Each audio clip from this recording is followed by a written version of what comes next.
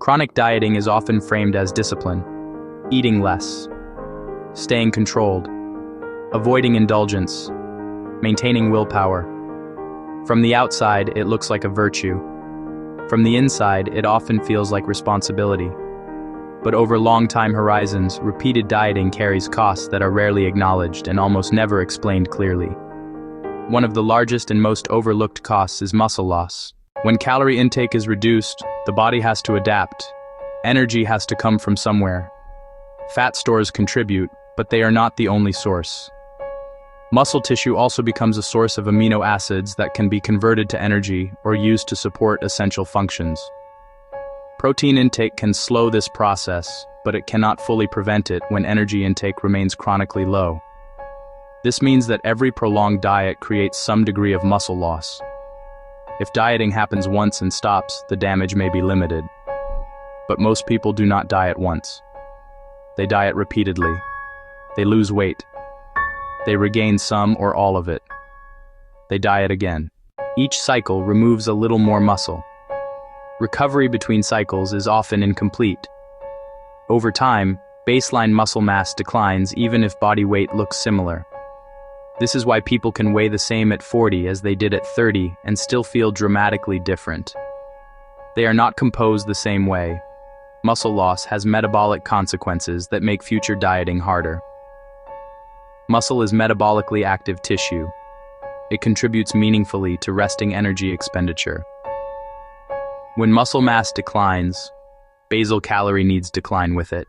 That means the same calorie intake that once maintained weight now leads to gain. People respond by restricting again.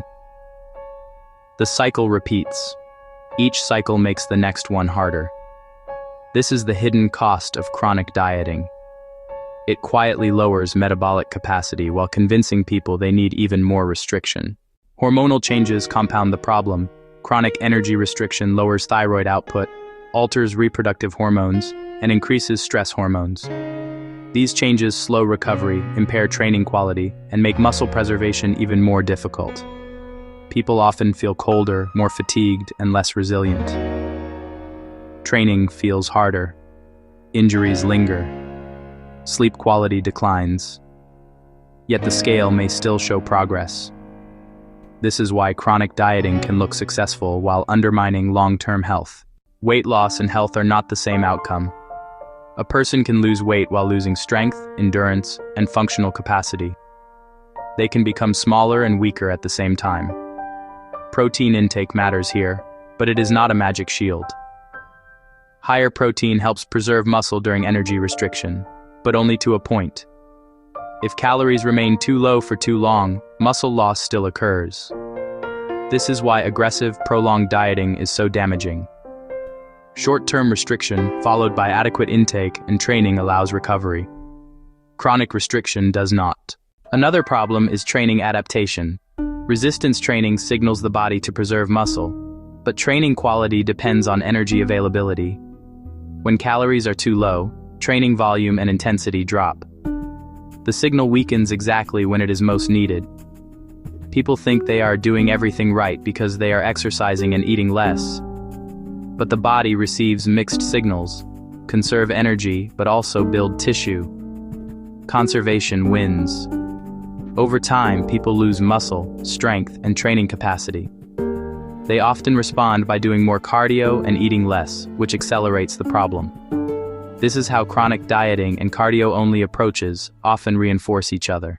There is also a psychological cost. Repeated dieting trains people to ignore hunger cues, distrust appetite, and view eating as a problem to be managed rather than a need to be met. This makes long-term adequacy harder. People become skilled at restriction and unskilled at fueling. When they eventually stop dieting, regain is likely, but the regain is often fat, not muscle. This creates a worse body composition than before the diet started. The result is a slow drift toward lower muscle mass, lower metabolic capacity, and higher fragility, even if weight appears controlled. This is why chronic dieting often produces diminishing returns. Early diets work. Later diets feel harder. Results shrink. Recovery worsens. Fatigue increases. Eventually, people conclude that aging has caught up to them. Often, it's not age. It's accumulated muscle loss from repeated restriction. The alternative is not uncontrolled eating. The alternative is adequacy. Adequate protein. Adequate calories for training. Periods of maintenance instead of constant deficit.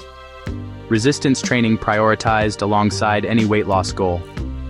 Muscle preservation changes the entire equation. When muscle is preserved, metabolic capacity remains higher. Weight maintenance becomes easier. Dieting becomes less punishing. Recovery remains faster. Most importantly, resilience stays intact. The goal is not to avoid weight loss forever. The goal is to avoid making weight loss the default state. Chronic dieting treats restriction as a lifestyle. The body responds by adapting downward. Long-term health requires periods of enough energy, enough protein, enough stimulus. Without those, muscle disappears quietly, and the cost is paid years later. In the next episode, we'll look at protein and recovery, and explain why training breaks tissue down. But recovery is where adaptation actually happens. This is Protein Truth.